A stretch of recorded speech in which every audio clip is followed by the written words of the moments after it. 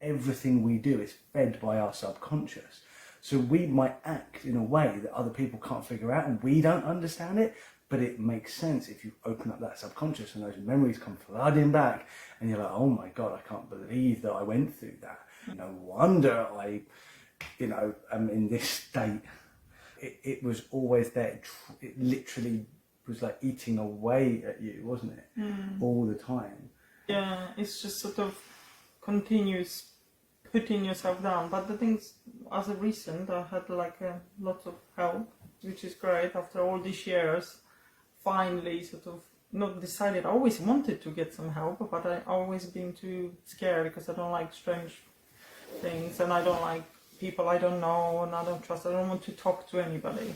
But you managed to get in contact with really lovely hypnotherapist, and she really changed my outlook and helped me a lot to sort of go through lots of things. And it's great because she was so comfortable and so easy to talk to, and the hypnotherapy was so amazing. It really changed the overall the look at everything, is it? Even everybody was much happier, much more comfortable with me being around, is it? And Sophie was much more comfortable. She was saying it's much more relaxed and stuff.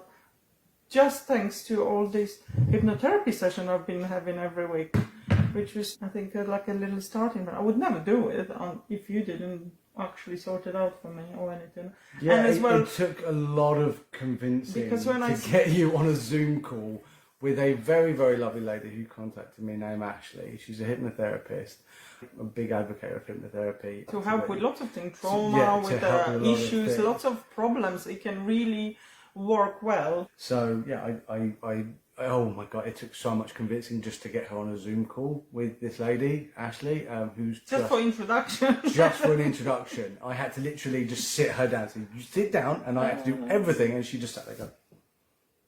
But once she got on the phone call with Ashley, she was absolutely brilliant. Her and Ashley got on so well, and Ashley is neurodivergent as well.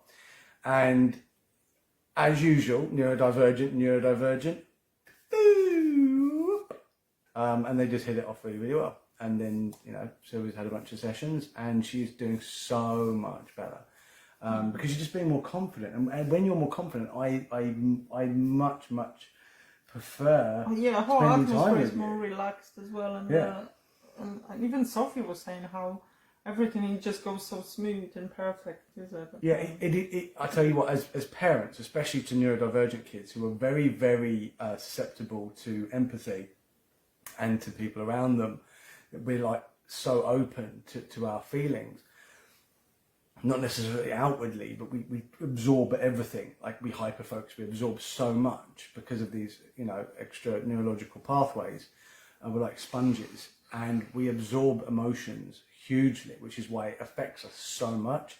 And so when you've got neurodivergent kids, you have to be so careful that you don't sort of put yourself down in front of them, because that will feed onto them. Yeah, and give them a reflection. Yeah, it's something. Exactly. They look up to you, even if they don't show it. They definitely look up to you.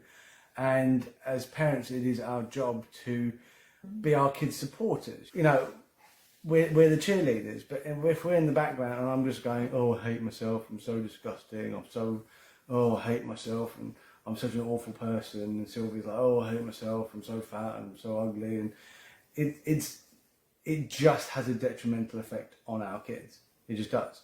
So it's not just about the looks as well. It's just like what you can do, and the confidence, and all the overall appearance of, as a person. The confidence gives you different look. Someone is confident, it doesn't matter about the appearance and things.